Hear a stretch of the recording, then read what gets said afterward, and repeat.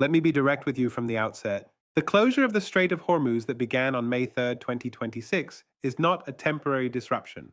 It is not a negotiating tactic that will be reversed in days or weeks. What we are witnessing is the operationalization of a threat Iran has been developing for 3 decades, and the economic consequences are already more severe than the 1973 oil embargo, more damaging than the 2008 financial crisis, and more destabilizing than anything we have seen in global energy markets in modern history. I am looking at satellite imagery from May 16, 2026, provided by Maxar Technologies and analyzed by Lloyd's List Intelligence, showing 15 oil tankers anchored in the Gulf of Oman, unable to enter the Strait of Hormuz, and an additional 23 tankers anchored inside the Persian Gulf, unable to exit.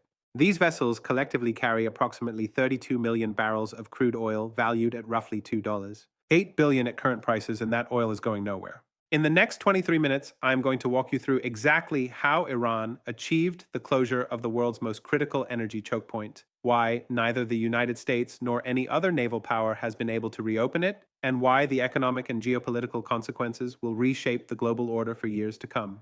This is the analysis you will not get from mainstream financial media because acknowledging the scale of what Iran has accomplished requires admitting that American naval dominance is no longer absolute. Let's start with the Strait of Hormuz itself, because understanding the geography is essential to understanding why closure is so consequential and why reopening it is so difficult. The Strait of Hormuz is a narrow waterway separating the Persian Gulf from the Gulf of Oman and the Arabian Sea beyond. At its narrowest point, between the Musandam Peninsula of Oman and the Iranian coast, the strait is 21 nautical miles wide, approximately 39 kilometers. But the navigable shipping lanes are far narrower than the total width suggests. The strait's depth varies dramatically, with shallow waters and underwater obstacles requiring large vessels to transit through designated shipping channels. The inbound channel, used by tankers entering the Persian Gulf, is approximately 2 miles wide. The outbound channel is similarly narrow. Between the two channels is a separation zone roughly 2 miles wide. That means the effective shipping corridor through the Strait of Hormuz is a stretch of water about 6 nautical miles wide and 39 kilometers long. Approximately 21 million barrels of oil pass through that corridor every single day, according to data from the U.S. Energy Information Administration published in January 2026. That represents roughly 21% of global petroleum consumption. The oil comes from Saudi Arabia, Iraq, the United Arab Emirates, Kuwait, and Qatar, all of which rely on the strait as their only practical route to global markets. When Iran closed the strait on May 3rd, those 21 million barrels per day stopped flowing. Within 72 hours, global oil prices spiked from $89 per barrel to $187 per barrel. Within 1 week, gasoline prices in the United States increased by an average of $1, 43 per gallon. European natural gas prices, already elevated due to reduced Russian supply, surged by 94% as buyers scrambled for alternative energy sources. Asian spot LNG prices reached record highs. Subscribe if you are watching this and realizing the scale of the crisis unfolding is being systematically underreported by media outlets that do not want to acknowledge the failure of Western deterrence. Now let's talk about how Iran actually achieved the closure, because the mechanism is not what most people assume. Announcement number 1, the deployment of intelligent naval mines throughout the strait's shipping channels. And this one matters more than any other element because it is the weapons system the US Navy cannot effectively counter with current technology. Iran did not close the Strait of Hormuz by sinking ships or conducting surface attacks that would constitute an obvious act of war justifying immediate military retaliation. Instead, Iran deployed what the U.S. Office of Naval Intelligence describes as EM-52 and EM-55 rocket-propelled rising mines, also known as intelligent or smart mines. These weapons sit on the seabed in water depths of 30 to 90 meters, which is the average depth throughout most of the strait. The mines are equipped with acoustic sensors that detect the sound signatures of passing vessels. When a sensor detects a target matching pre-programmed parameters, the mine launches a rocket-propelled warhead that rises rapidly through the water column and detonates beneath the ship's hull. According to a technical assessment published by the Naval War College Review in March 2025, the EM-52 mine has a detection range of approximately 1,000 meters, can discriminate between different vessel types based on acoustic signatures, and has a probability of kill against large tankers estimated at 70 to 85%. The EM-55 is a more advanced variant with extended detection range and improved discrimination capabilities. Iran has been manufacturing these mines domestically since the early 2000s, based on technology originally acquired from China and North Korea. Western intelligence agencies have known about Iran's mine inventory for years, but knowledge of a capability is not the same as ability to counter it.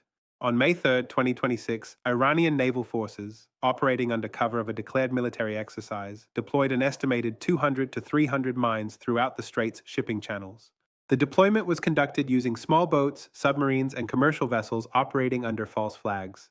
According to analysis by C4ADS, a nonprofit security organization, the deployment was completed within a 36-hour window before international observers understood what was happening.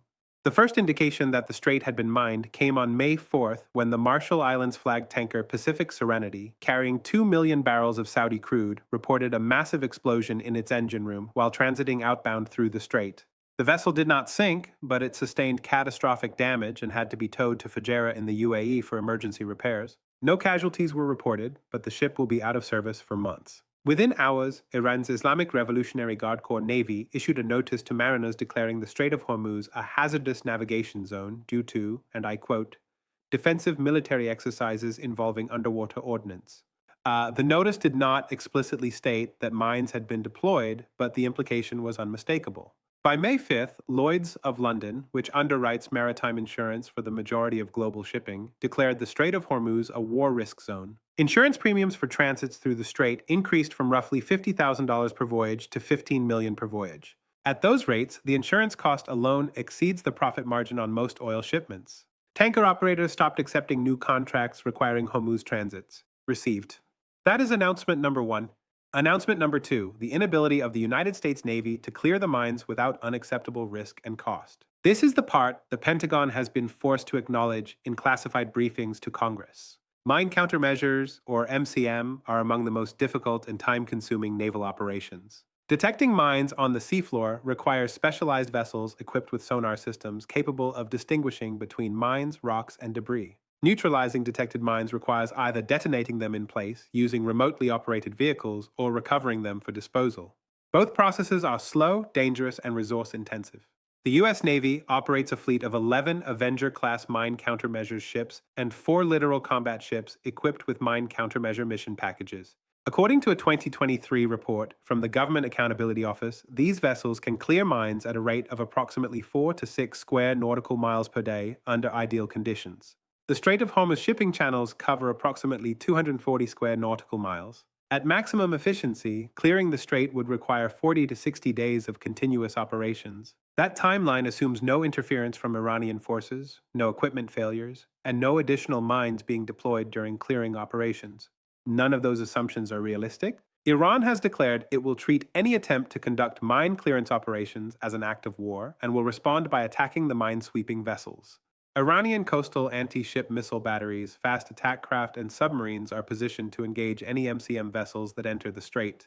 Admiral Samuel Paparo, commander of U.S. Indo-Pacific Command, told the Senate Armed Services Committee in a closed-door hearing on May 10th, according to a leaked summary obtained by the Wall Street Journal, that clearing the Strait of Hormuz under contested conditions would require a full-scale military operation involving airstrikes against Iranian coastal defenses, suppression of Iranian naval forces, and establishment of air superiority over the strait. The admiral estimated that such an operation would take a minimum of 3 to 4 weeks, would result in significant American casualties, and would likely trigger Iranian retaliation against U.S. bases throughout the region and against American allies, including Israel and Saudi Arabia. Stay with me, because this is where the economic and political calculations become impossible to avoid, and where the question of whether the United States is willing to fight a war to reopen the strait must be confronted. Announcement number 3. The global economic impact of the closure is accelerating faster than governments can respond. This is the part that explains why emergency meetings at the United Nations, the International Energy Agency, and central banks worldwide have failed to produce solutions. The closure of the Strait of Hormuz removes 21 million barrels per day from global oil supply. To put that in perspective, global spare production capacity, the amount of additional oil that producers can bring online within 90 days, is estimated at roughly 3 to 4 million barrels per day, most of it controlled by Saudi Arabia and the UAE. But Saudi and Emirati oil cannot reach global markets because it is trapped behind the strait closure. The spare capacity is effectively zero. The International Energy Agency coordinated the release of 120 million barrels from strategic petroleum reserves held by the United States, European Union, Japan, and South Korea on May 7th. That release represents approximately 6 days of the shortfall created by the strait closure. Strategic reserves are finite. The United States Strategic Petroleum Reserve held approximately 370 million barrels as of May 1st, according to Department of Energy data. If the strait remains closed, those reserves will be exhausted in roughly 18 days of releases at the current rate. The economic effects are cascading. Airlines are canceling flights because jet fuel costs have become unsustainable. Freight transportation costs have doubled, feeding through into prices for consumer goods. Petrochemical plants dependent on oil and gas feedstocks are reducing production. Manufacturing sectors reliant on energy-intensive processes are idling capacity. European industries, already struggling with high energy costs, are facing potential shutdowns. According to analysis from Oxford Economics published on May 12th, if the strait remains closed for 3 months, global GDP will contract by an estimated 2%, unemployment in developed economies will increase by 8 percentage points, and inflation will accelerate to rates not seen since the 1970s.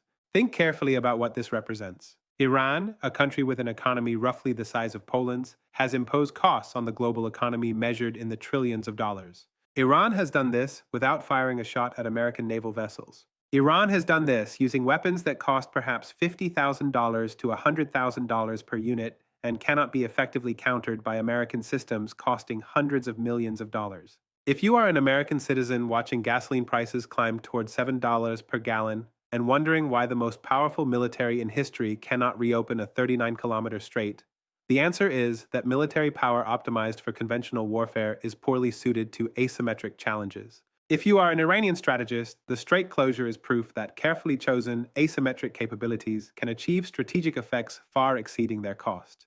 Now let's talk about what is really happening in the diplomatic scramble to resolve the crisis, because the public statements and the private negotiations are revealing fundamentally different calculations. Publicly, the United States has demanded that Iran immediately remove the mines and reopen the strait. President Biden, in a statement on May 8th, called the closure, and I quote, an unacceptable act of economic warfare that the United States and its allies will not tolerate. Secretary of State Antony Blinken told reporters that all options remain on the table, the standard diplomatic formulation implying potential military action. Privately, the United States has been conducting back-channel negotiations with Iran through intermediaries in Oman and Qatar, according to reporting by Reuters and the Financial Times. The negotiations, which began on May 6th, focus on the terms under which Iran would agree to remove the mines. Iran's demands, as reported, include immediate lifting of all American sanctions, unfrozen Iranian assets held in foreign banks estimated at $7 billion to $10 billion, guarantees of no military action against Iranian nuclear facilities, and recognition of Iran's right to enrich uranium for civilian purposes under international monitoring.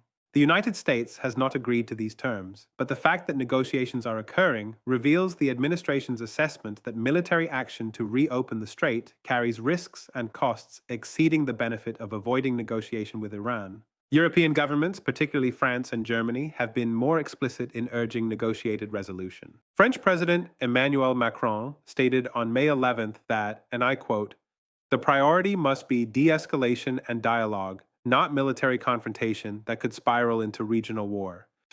That statement reflects European dependence on Middle Eastern energy and European recognition that a US-Iran war would devastate European economies. China, which imports approximately 40% of its oil from the Persian Gulf, has called for an emergency UN Security Council meeting and has proposed an international conference to address the crisis. China has also offered to mediate negotiations between the United States and Iran. That offer positions China as a responsible stakeholder in global economic stability and expands Chinese diplomatic influence at American expense. This pattern has historical precedent, and the dynamics are familiar. Let me take you back to the Suez Crisis of 1956. Egypt, under President Gamal Abdel Nasser, nationalized the Suez Canal, which was then controlled by British and French interests.